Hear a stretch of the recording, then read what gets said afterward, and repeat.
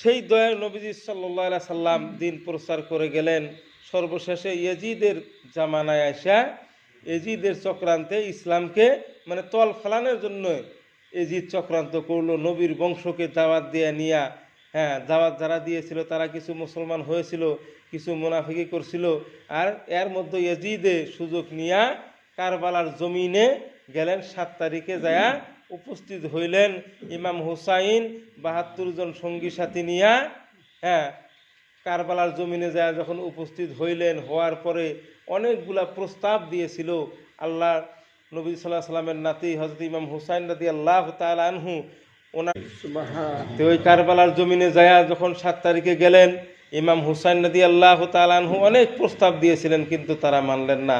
সর্বশেষ প্রস্তাব দিলেন যে হে এজিদ বাহিনীরা, এজিদ বাহিনী ছিল আবার 22,000 জন, 22,000 জন এজিদ বাহিনী ছিল। তার মধ্যে ইতিহাসে পাওয়া যায় 7,000 জন ছিল কোরআন শরীফের হাফেজ, কোরআন মুখস্থকারী এজিদ বাহিনী।